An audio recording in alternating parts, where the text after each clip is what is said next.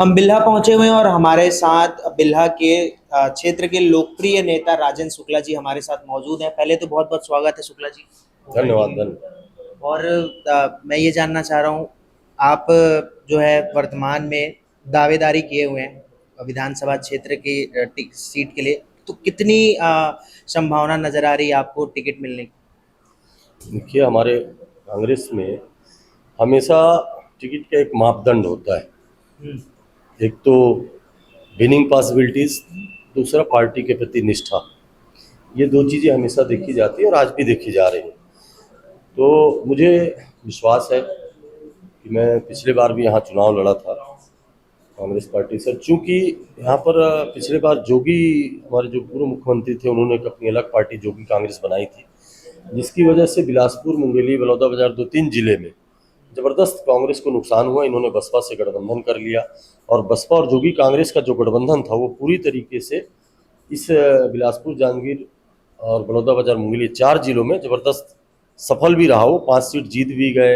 यहाँ के सारे कांग्रेस की सीटों को लगभग 11 सीट हम लोग हार गए इस संभाग से, और सभी जगह 3rd पोजीशन भी आए।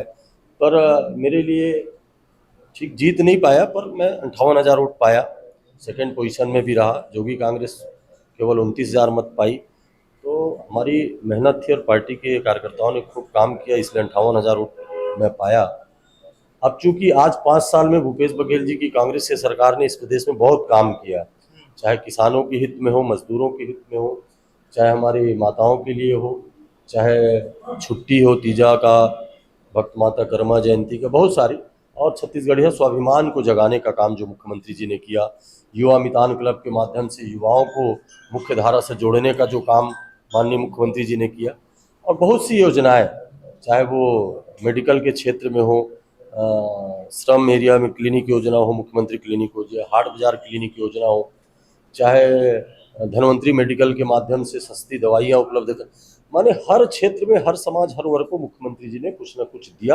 और ये महसूस कराया कि पहली बार छत्तीसगढ़ में छत्तीसगढ़ियों की सरकार अपनी सरकार बनी। तो इसका लाभ इस बार ज़बरदस्त मिलने वाला है। इसलिए मुझे लगता है कि बहुत ज़्यादा उत्साह भी है कांग्रेसियों में। और पिछले 15 साल जब हम सत्ता में नहीं थे तो परिस्थिति दूसरी थी। इस बार सबको लगता है कि सरकार के काम पर, भूपेश जी के चेहरे पर भी वोट पड़ेंगे। इसलिए कांग्रेस उत्साहित होकर, कांग्रेसी हर विधानसभा में बहुत सारे लोगों ने दावेदारी की है। यहाँ भी लगभग 40 लोगों ने दावेदारी की, और सबका अधिकार भी बनता है, पर टिकट एक को मिलेगा। तो मुझे उम्मीद है कि इस 5 साल में भी मैंने बहुत क्षेत्र की सेवा की, एक दिन भी मैंने क्षेत्र को छोड़ा नहीं।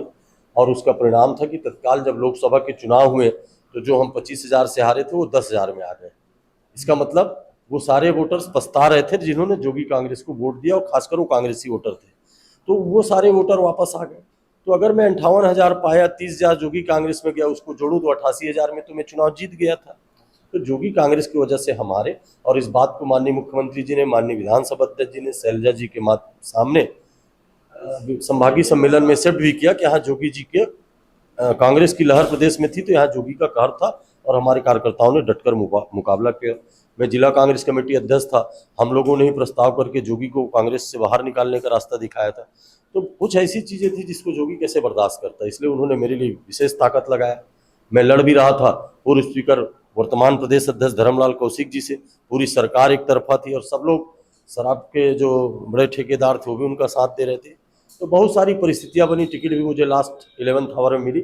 पर इस बार मुझे लगता है कि पूरे गांव-गांव में आप जाएंगे तो आपको लगेगा कि मैंने मेहनत किया, और वो मेहनत बोल रहा है। हर गांव में आप जाएंगे तो राजेंद्र शुक्ला को जरूर पाएंगे। इसलिए मुझे विश्वास है, पार्टी हाईकमान अगर मुझे प्रत्याशी बनाती है तो इस बार मैं अपने हार का बदला भी लूंगा, और 25,000 से जो हारा था उसे डबल वोटों से जीतूंगा। ये मैं इसलिए दावे के साथ कह सकता हूँ कि अगर आज ये बात होती है कि 50,000 से जो पिछले चुनाव में जीते थे उनकी भी टिकट काटने की बात हो रही है हमारी पार्टी में भी, तो इसका मतलब हम कहीं ना कहीं स्वीकार कर रहे हैं कि एंटी इनकम्बेंसी कोई चीज़ होती है, विधायक के प्रति या किसी के प्रति आक्रोश होता है। तो मैं ये दावे के साथ कह सकता हूं कि एंटी इनकम्बेंसी अगर कोई चीज होती है तो सिंपेथी भी कोई ना कोई चीज होती है। और बिल्हा विधानसभा में इस बार पूरी तरीके से मेरे लिए सिंपेथी है। लोगों को लगता है कि हमने एक अच्छे मेहनत करने वाले नेता को हराया था, इस बार उसको जिताएंगे। ये बिल्हा की मतदाता और बिल्हा के कांग्रेस के कार्यकर्ता साथी चाहते हैं।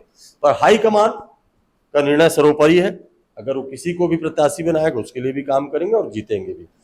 ये कहना है मेरा, आप अगर बिल्हा विधानसभा क्षेत्र से आप जीतते हैं तो किन किन मुद्दों पर काम करना चाहते हैं और कौन कौन मुद्दा जो है वर्तमान में अछूता रह गया जिस पर काम होना चाहिए?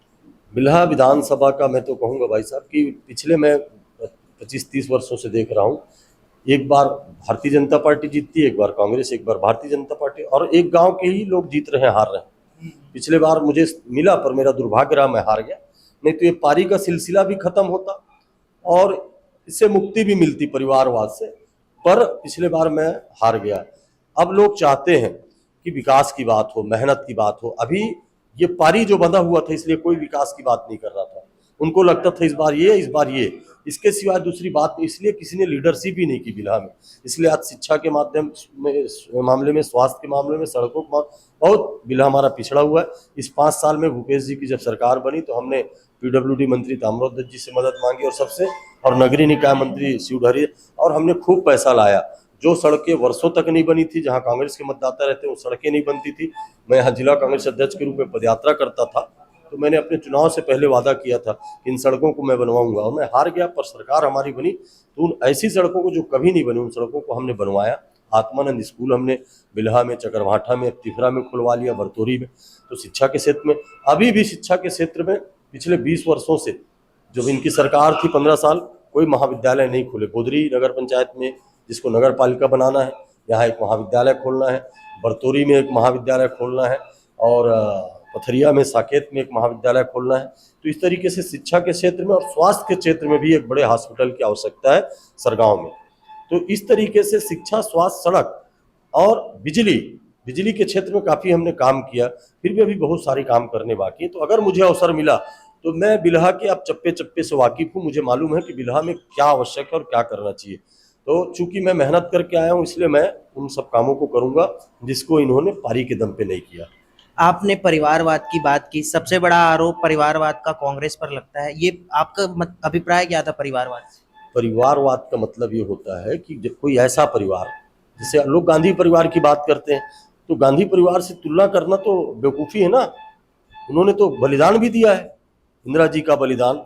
आज़ादी के बाद भी अगर किसी ने इस देश के लिए बलिदान दिया तो इंदिरा जी ने दिया, राजीव जी ने दिया। उनका तो घर तक लूट ले रहा है मोदी, उस बलिदानियों परिवार। तो उसके बारे में बोलने से पहले तो वैसी लोगों की जीभ में कंपन होना चाहिए कि हम क्या बात कर रहे हैं, उस परिवार की बात ही नहीं करनी चाहिए। यहाँ पर परिवारवाद से मेरा मतलब यह है कि एक ही लोगों को लगातार भाजपा कांग्रेस से मौका मिल रहा है, एक ही समाज को मौका मिल रहा है, इसलिए लोग परिवर्तन भी चाहते हैं। और परिवर्तन पिछले बार होना था, नहीं हो पाया, पर इस बार परिवर्तन लोग चाहते हैं। इसलिए मैं आपके सामने खुल के बात कहना चाहता हूँ कि यहाँ अभी भी पूर्व स्पीकर, प्रदेश अध्यक्ष भाजपा पूर्व और वर्तमान में नेता प्रतिपक्ष रहा, किन कारणों से उनको हटाया गया, बिल्हा की जनता ये भी तमाम बातों पर जानना चाहती कि उनको नेता प्रतिपक्ष से किस विवाद के कारण हटाया गया, क्या आरोप थे। तो इसमें कई तरीके की चर्चाएं हैं, बहुत सी चर्चाएं हैं जो हमारे खिलाफ भी चर्चा करते हैं कि जानबूझ के ऐसा हो रहा है क्या कि उनको सीट दे रहे हैं। तो इस तरीके से मेरा हाईकमान से भी मैंने रिक्वेस्ट किया है कि हम सब मिलकर इस चुनाव को लड़ेंगे। हाईकमान जिसको भी कांग्रेस के प्रत्याशी बनाएगी उसको हम जिताएंगे, पर यहाँ पर एक जो प्लानिंग होनी चाहिए उसमें अभी हम लोग थोड़े पीछे हैं। जिस तरीके से आप देखिए, हमारे नेता राहुल गांधी जी को भी हार का सामना करना पड़ा। क्यों? 5 साल से मोदी लगा, स्मृति ईरानी जी को मंत्री बना के भेज दिया अमेठी में, 5 साल लगी रही, आखिर में राहुल जी को हार का सामना करना पड़ा। तो आजकल चुनावी मैनेजमेंट का एक खेल है। हम किस नेता, अगर भाजपा के 13-14 नेता जो जीत गए कांग्रेस की लहर में, अब वो इसलिए जीत गए कि जोगी कांग्रेस और बसपा का गठबंधन में एक बीच में निकल गए, नहीं तो हार गए थे। ये 3 लोग जीतते, बाकी सब हार जाते, तो ये लोग जीत गए। अब इन जीते हुए लोगों को आज भाजपा टिकट भी दे रही, तो इनके खिलाफ हमारी भी कोई एक्शन प्लान होनी चाहिए, जिसमें अभी हम लोग थोड़े पीछे हैं। क्योंकि अब ये टिकट मिल गई करके फिर अपना काम में लग गए, कहीं साड़ियाँ बांट रहे हैं। अब हम तो कोशिश कर रहे हैं पकड़वाएं, तो ये अपने आप में भिड़ गए। अब हमारी टिकटों का भी फैसला ही नहीं हो रहा है।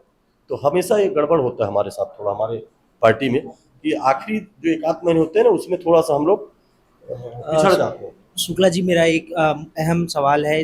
सीजीपीएससी मुद्दा अभी चरम पर है, गरमाया हुआ है माहौल, और विपक्ष जो है लगातार ये आरोप लगा रही है कि आपके सुपुत्र स्वर्णिम शुक्ला भी सीजीपीएससी में चयनित हुए हैं, उसको लेके लगातार आरोप लगा रही है कि जो कांग्रेस है वो रसूखदार या जो अपने करीबी नेता हैं उनके बेटे बेटियों को मौका दे रही है। इस पर क्या कहना चाहते हैं? देखिए, आपने बहुत अच्छा सवाल किया। मैं बहुत दिन से सोच रहा था कि इस पर मैं कहीं जवाब दूं, पर मैं कानूनी सलाह ले रहा था।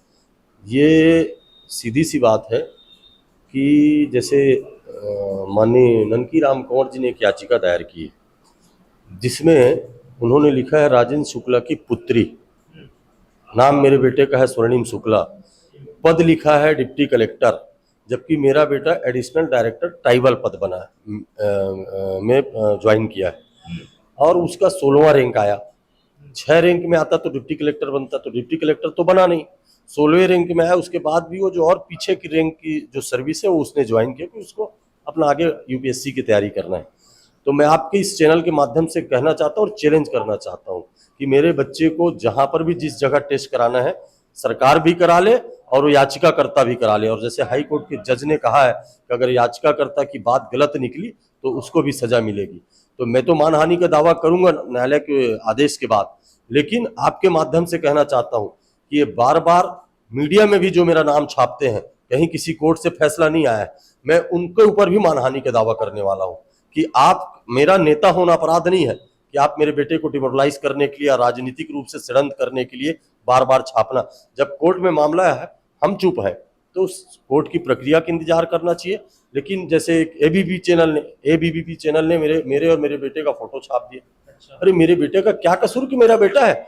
उसकी योग्यता का आकलन करना है तो किसी भी मंच में उसको बुलाइए और उसकी योग्यता को आंक लीजिए। ये मैं चैलेंज के साथ कहता हूँ।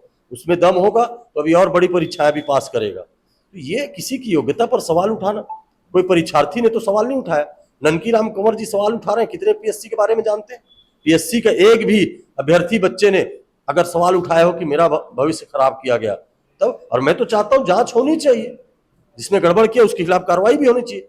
पर किसी के बाप का नाम लेना ये बिल्कुल गलत है और उसको डिमोरलाइज करना बिल्कुल गलत है। उस बच्चे को भी, आज सोचो जो बच्चा अच्छे अपने मन से जो पीएससी में पास होकर चयनित हुआ है, आप उसको डिमोरलाइज कर रहे हैं। एक तरफ कहते हैं हम युवाओं के साथ सरकार ने धोखा किया, युवाओं के परीक्षा से विश्वास उठ जाएगा, बिल्कुल उठेगा, लेकिन जांच होगी, जांच तो होगी ना, किसी चीज की जांच होती है, उस जांच में जो दोषी पाए उसको सजा मिलनी चाहिए। तो आप उस बच्चे को डिमोरलाइज करने के प्रयास मत करिए और खासकर किसी के भी पिताजी को आप ये कहकर अपमानित मत करिए।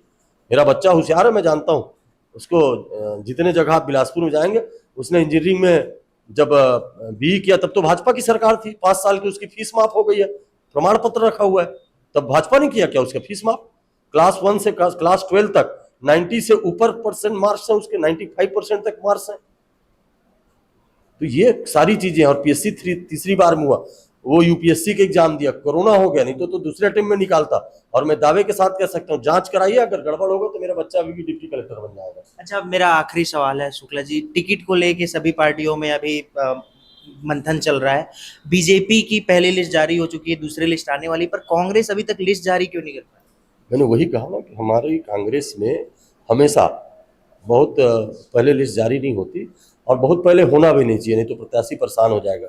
पर एक समय तक हो जाना चाहिए, और खासकर ऐसे नेताओं के खिलाफ भाजपा के जो बड़े लीडर बनते हैं, जैसे भिलाई में एक बड़ा लीडर है बिलासपुर जिले का, आज की तारीख में सबसे बड़ा लीडर है धर्मलाल कौशिक जी माननी, तो उनके खिलाफ एक एक्शन प्लान होना चाहिए और एक तैयारी शुरू हो जानी चाहिए, जिसमें थोड़ा सा अब मुझे लगता है हम 5 साल तो कहीं पीछे नहीं थे उससे लड़ने में, पर अब थोड़ा सा ये टिकटॉक उहापोह में थोड़ा लोग घबराते हैं, कार्यकर्ताओं के मन में बेचैनी हो जाती है। आप तो अपनी तैयारी शुरू कर चुके हैं। मेरी तैयारी तो पिछले 10 साल से थी। पिछले बार इस कठिन परिस्थिति में मैं 58,000 वोट पाया, जो बिलासपुर जिले में मैं समझता हूँ कांग्रेस के सबसे ज़्यादा वोट मैंने प्राप्त किया और 2nd पोजीशन में रहा।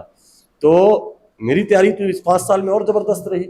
इसका आपको अंदाज़ा या परीक्षण करना है तो आप किसी भी गाँव में चले जाइए, किसी भी बूथ में जाइए, पथरिया काकरी क्षेत्र तक जाइए और नगर निगम तक जाइए, तो आपको अंदाज़ा लग जाएगा कि मेरी तैयारी कैसी है।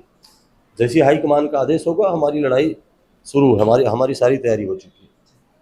आप हमारे साथ देख रहे थे राजेंद्र शुक्ला जी, उन्होंने हमारे सारे सवालों के बड़े ही बेबाकी से जवाब दिए। फिलहाल के लिए इतना ही। मेरे सहयोगी दीपक साहू के साथ मैं प्रियांशु कश्यप।